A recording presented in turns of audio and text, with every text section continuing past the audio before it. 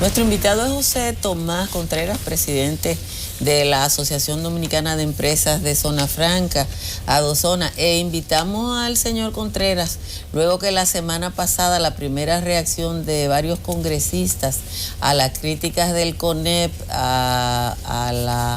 respecto al pacto fiscal fueran las supuestas deudas del sector de Zona Franca con el Estado luego de la crisis de ese sector con la que se inició la pasada década.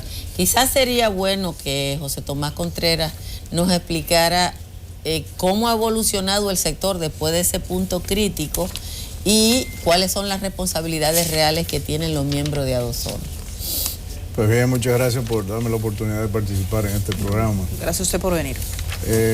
Mire, el sector de Zona Franca, mucha gente sabe que pasó por una crisis profunda por allá en los años 2007-2008. Y desde entonces, gracias a una serie de medidas que tomó el propio sector y con ayuda del gobierno, el sector ha venido en franca recuperación ya por 6-7 años consecutivos. Las expectativas del sector siguen siendo muy buenas, en virtud de que el país está muy bien posicionado en la región.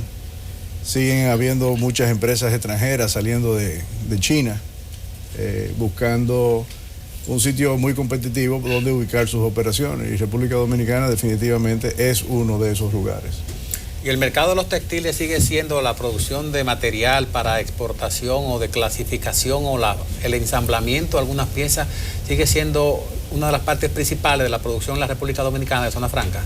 Las zonas francas hoy en día se han diversificado mucho, y el textil, que en una época sobrepasaba más del 50% del sector, ya hoy se sitúa más en un 25%. Ya.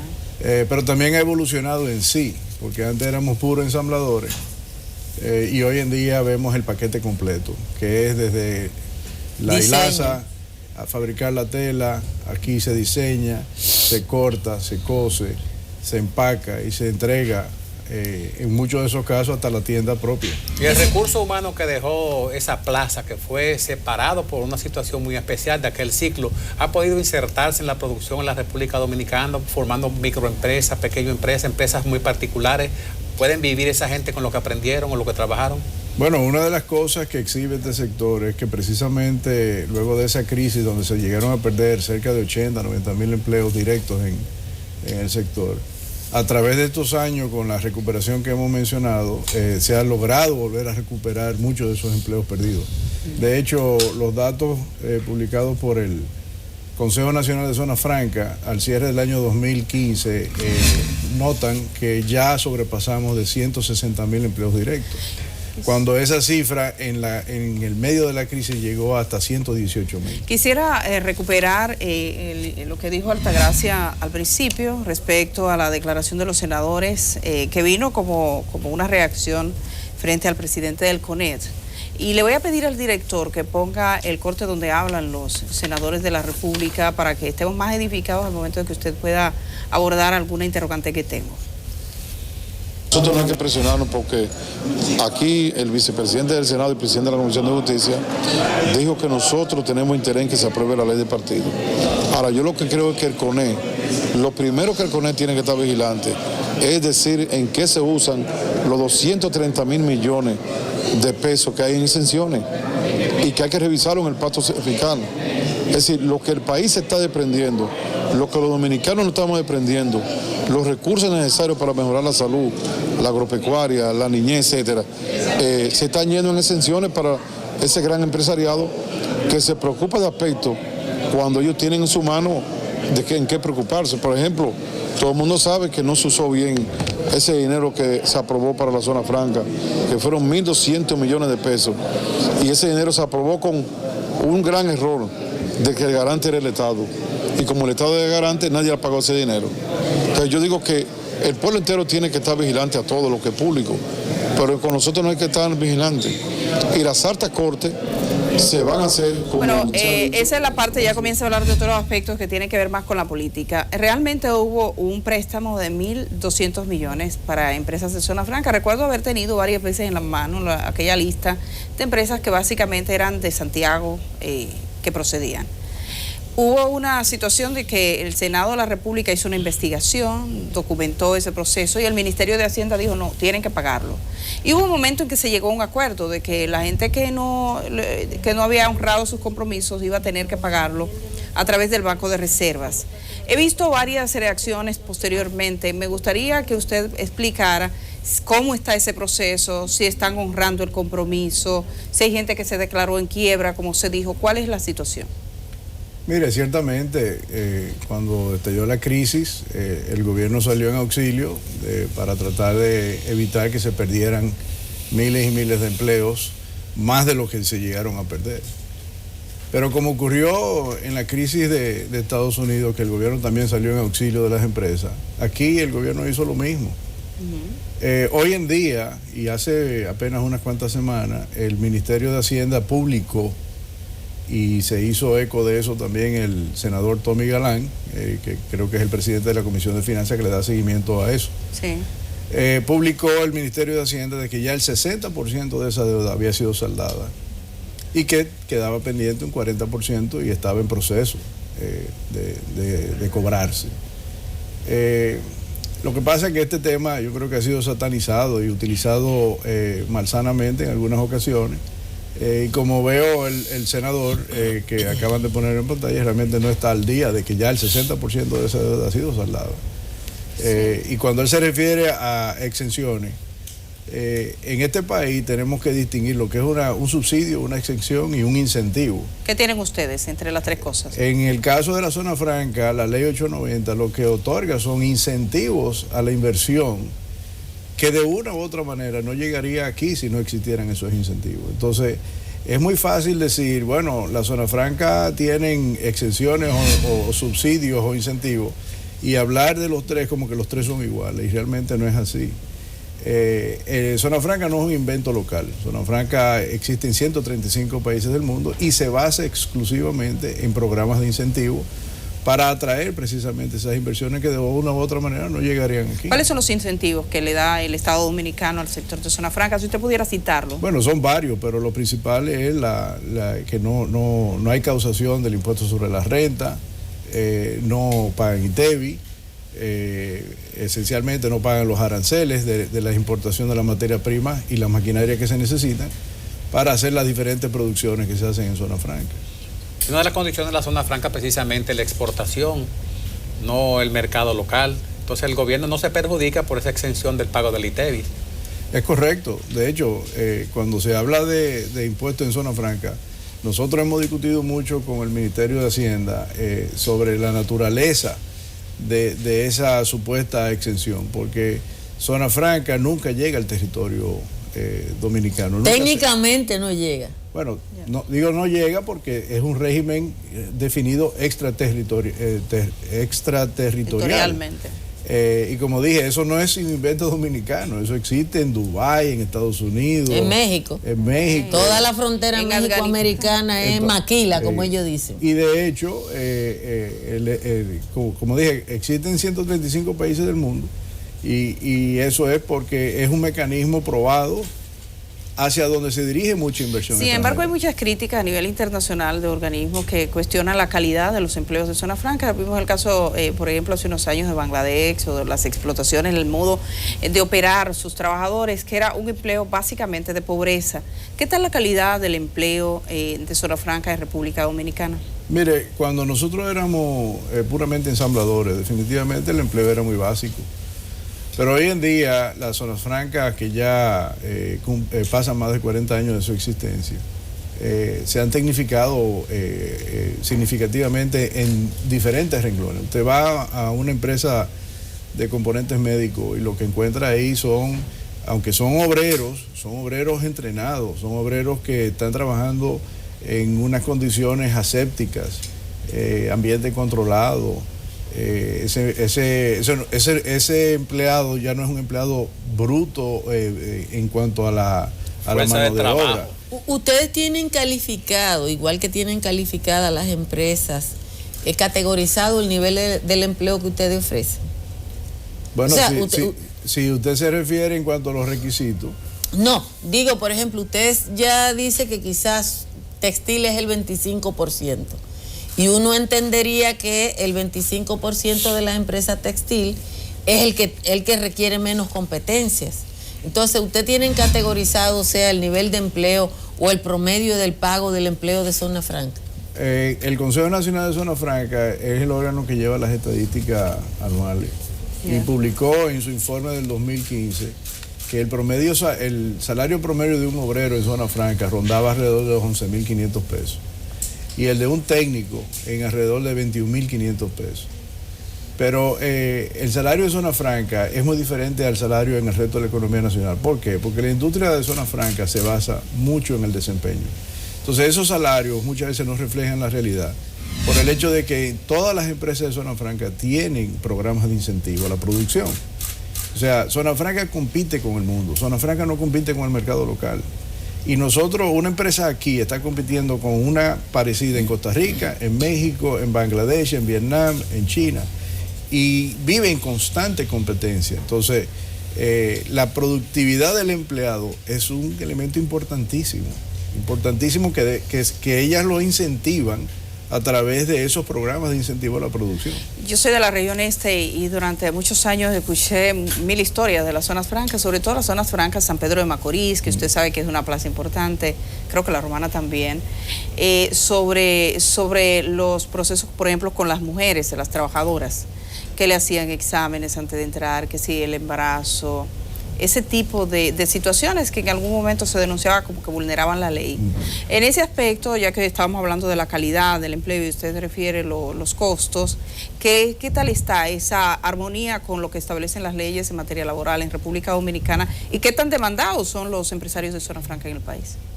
Mire, ciertamente en el sector de zona franca como en otros sectores de la economía nacional, hay gente que en el pasado no ha hecho las cosas como se deben. Sin embargo, organizaciones como la propia Asociación Dominicana de Zona Franca, el Consejo Nacional de Zona Franca, el Ministerio de Industria y Comercio, han logrado concientizar al sector de que tenemos que cumplir con las leyes dominicanas, incluyendo el Código Laboral. Hoy por hoy las zonas francas no son lo que eran antes. O sea, así como he dicho que no somos simples maquiladores, simples ensambladores, de la misma manera las leyes dominicanas son respetadas dentro del sector de zona franca, incluyendo el Código Laboral. Y con respecto al material, que es un elemento en el análisis de costos que influye en el precio final, la energía eléctrica en la República Dominicana, la mayoría de las zonas francas han independizado su producción eléctrica del Sistema Nacional de Electricidad. No. Lo que nosotros hemos hecho, como la mayoría de las zonas francas están concentradas en parques, sí. De hecho existen parques en 27 de las 32 provincias del país. Estos parques han logrado, bajo la ley de electricidad, declararse usuario no regulado. Entonces, el parque X tiene la potestad de negociar con un generador la compra de energía y por eso servírsela a sus clientes finales a precios más competitivos. Sin la intermediación de las sedes. Sin intermediación de las distribuidoras. Debo decir que es un precio mejor, pero no es el mejor que deberíamos de tener. De nuevo, aquí estamos hablando de que en los parques se ven energía alrededor de los 15, 16, 17 centavos, cuando nuestros países competidores andan más por el orden de 9, 10, 11. Entonces, sigue siendo un renglón que necesita mejorar.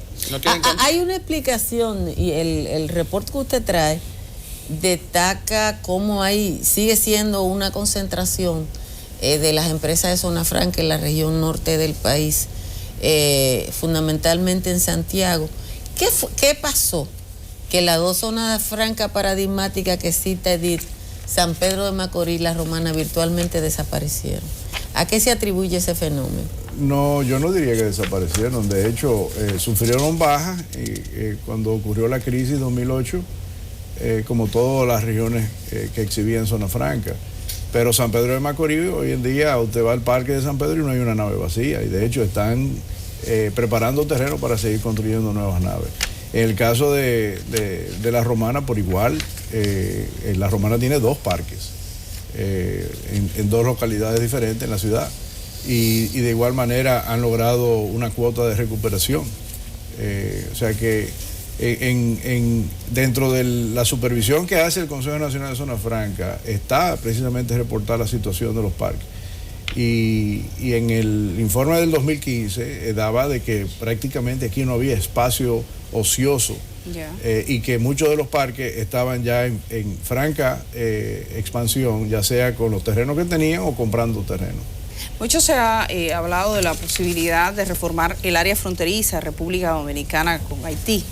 Y ahí prevalece un comercio informal y demás. El establecimiento de zonas francas parece ser uno de los propósitos anunciados por un grupo de empresarios interesados en hacer toda una reforma en esa zona. Me gustaría conocer qué participación tienen ustedes, cuáles son los proyectos que tienen en esa idea de que, como el Grupo M, por ejemplo, que tiene una zona franca que tiene mano de obra haitiana, mano de obra dominicana. Pero está en Haití.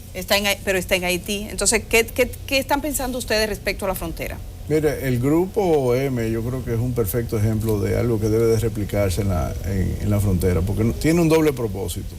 No solamente crea empleos del lado dominicano, sino que también crea empleos del lado haitiano y contribuye a mitigar la inmigración de los nacionales haitianos hacia nuestro país.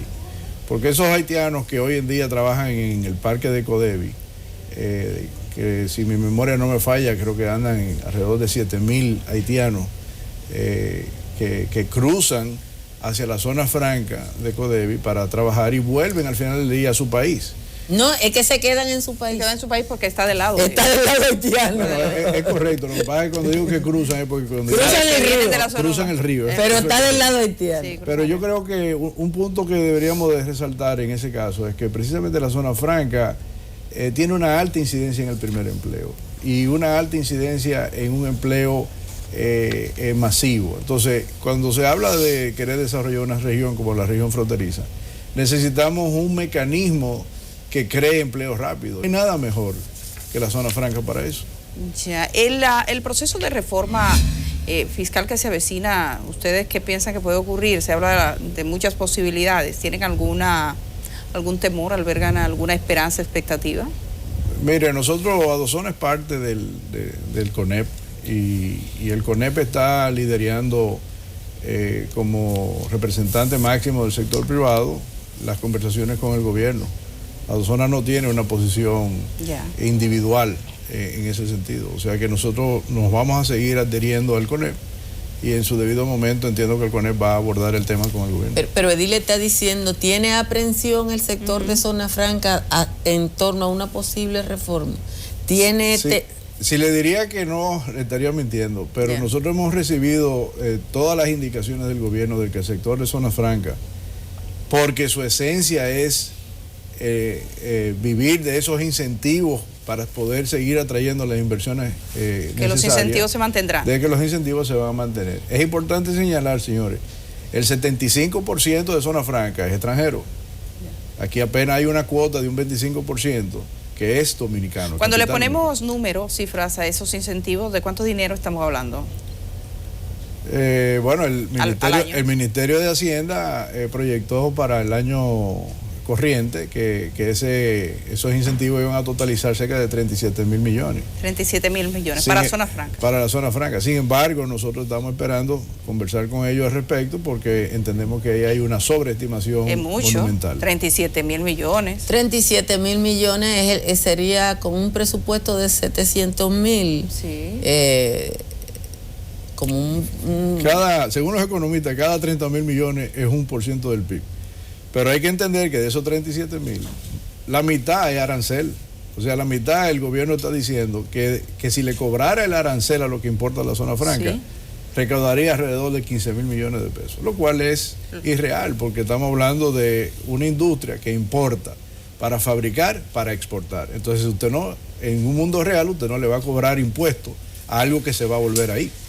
Bueno, usted habló del CONEP, nosotros nos vamos, pero no me perdonaría porque me recuerdo de Blanco Canto y usted dice, bueno, suscribimos todos. Usted vio ese discurso que dio Blanco Canto y dice que el sistema electoral de República Dominicana colapsó. ¿Están preocupados los empresarios por eso, por el sistema político, por cómo se eligen las altas cortes? ¿Ustedes también? Sí, claro, Adozona no escapa a la realidad nacional. Y yo estuve en el almuerzo y escuché el discurso del señor Blanco. Y Adozona respalda esa posición del CONEP. En ningún país ha logrado desarrollarse si no fortalece sus instituciones. Y yo creo que eso es lo que el CONEP está abogando, para que se hagan las reformas en este momento que se necesitan, de manera que tengamos un país más fuerte, más institucional y que podamos seguir trayendo desarrollo. Bueno, señor José Tomás Contreras, esta ha sido la primera de otros encuentros. Agradecemos que usted haya aceptado venir por acá. Representa un sector importante de la economía que mueve mucho dinero y muchos trabajos, muchos empleos. Así que será en una próxima ocasión. Bueno, gracias a ustedes por invitarme. Gracias por estar.